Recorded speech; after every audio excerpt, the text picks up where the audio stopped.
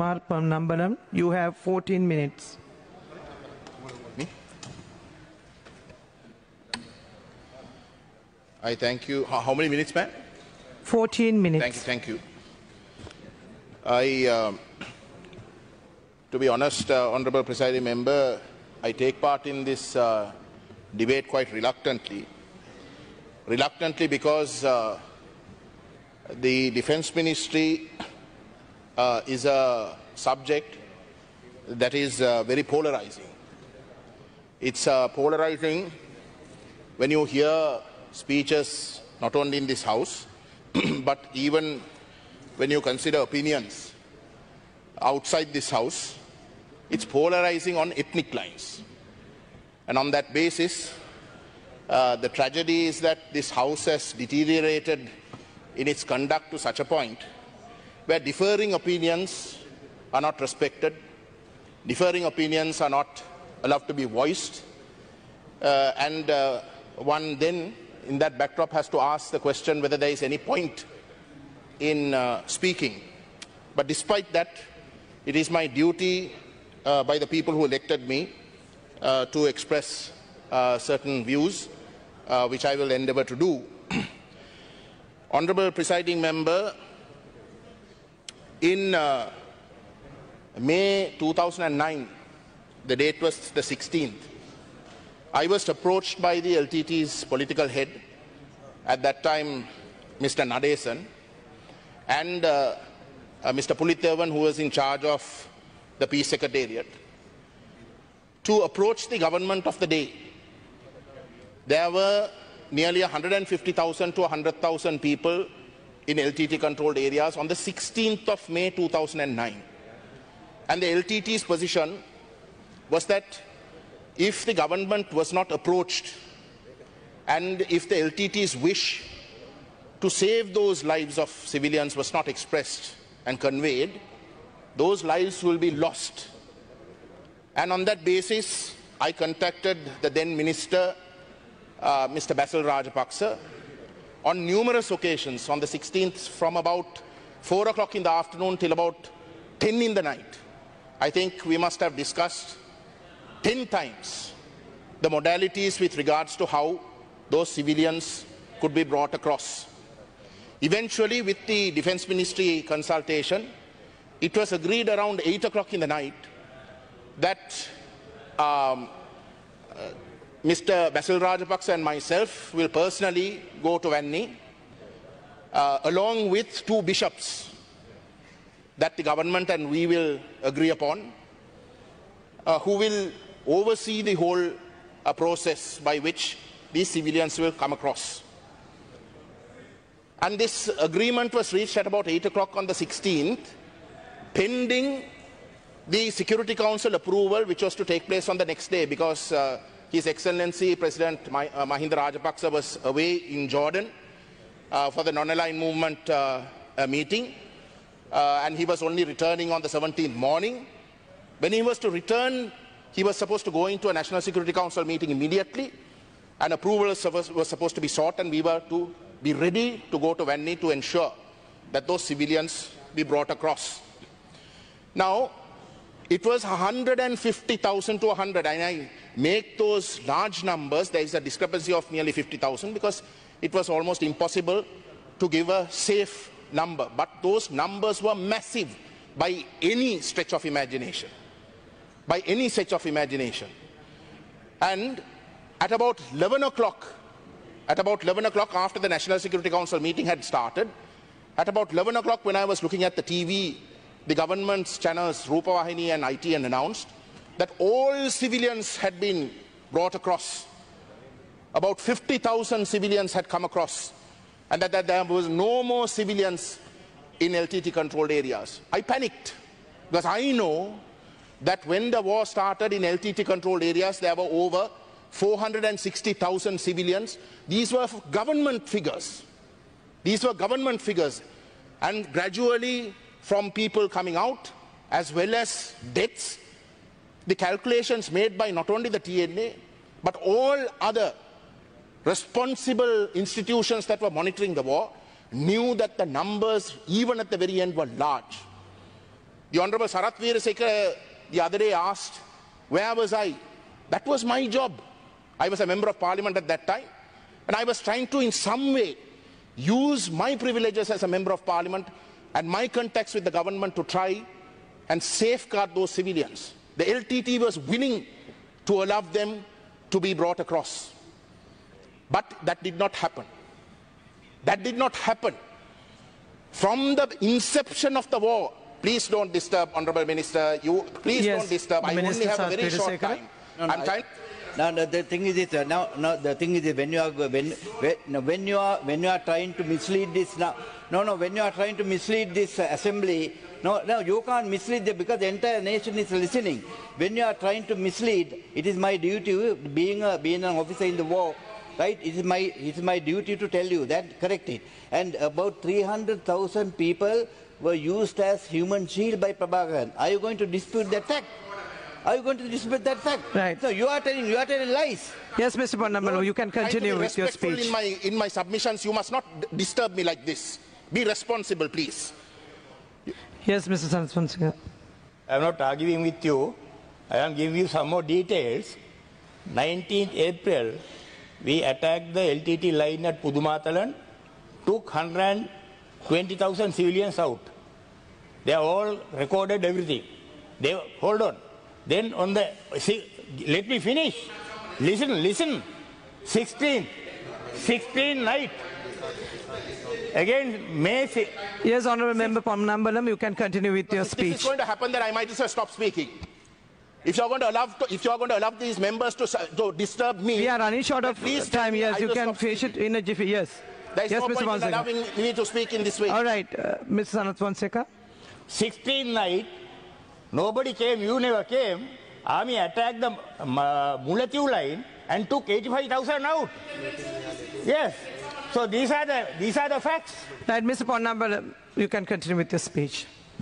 So 460,000 more civilians were in LTT controlled areas when this war began. But the government from the very inception was saying that there were only 70,000 civilians in LTT controlled areas. You can't deny that. Food and medicine was sent for only 70,000 people. Only 70,000 people, Honourable Chairperson.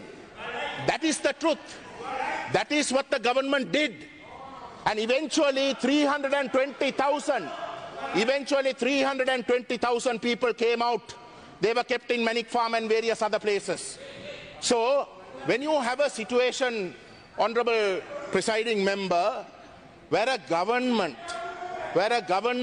lies about the numbers, where the government sends only a fraction of the population's worth of food and medicine in a war situation, what is the intention? Even on the 16th of May 2009, I personally am witness when I contacted the Honourable Basil Rajapaksa and conveyed to the government that the LTT was willing to lay down arms to allow the civilians across safely. That war was not stopped. What is the intention that you can derive from that? Isn't it the intention to destroy in whole or in part?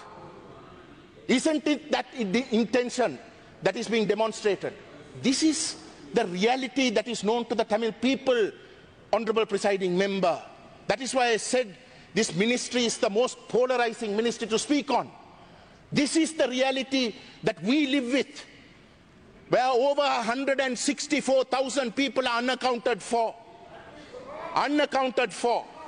So when that is the situation, Honourable Presiding Member, a responsible government, today Honourable Member from the opposition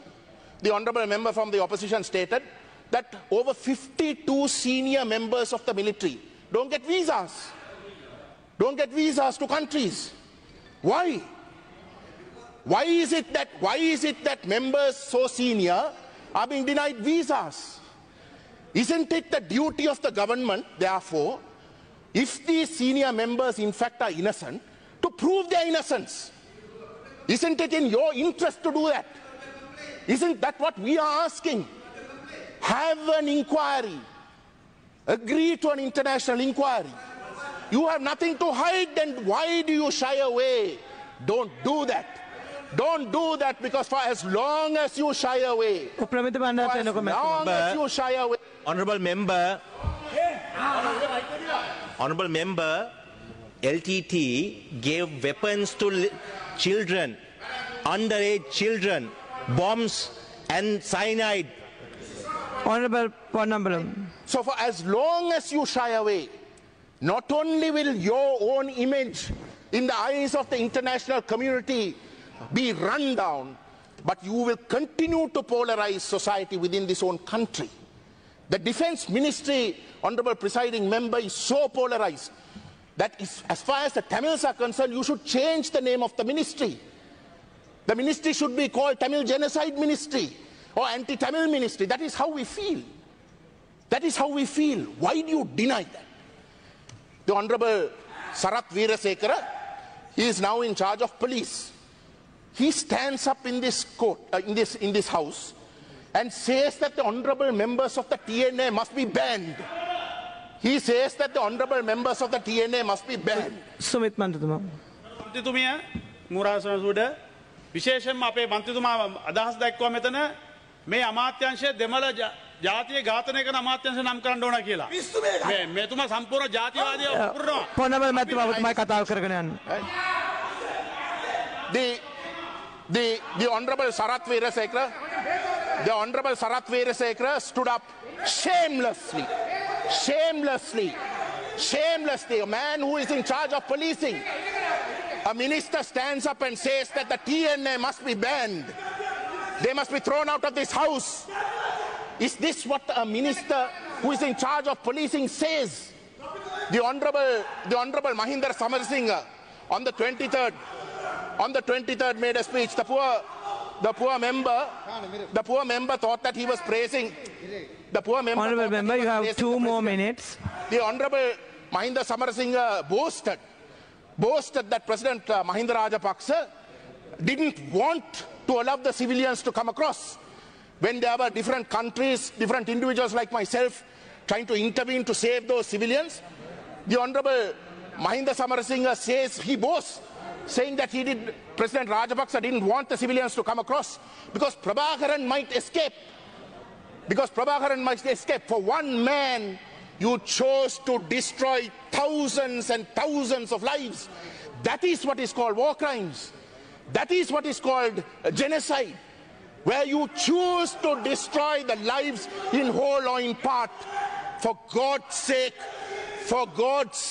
honorable member, please, for God's sake, the future of this country is going to get an inheritance of this culture.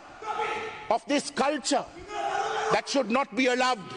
There are senior members on this front bench. They are not racist. I know they are not racist. There are people who might have differing views. But at least they are not racist. But that cannot be said. That cannot be said of senior members who are being appointed today.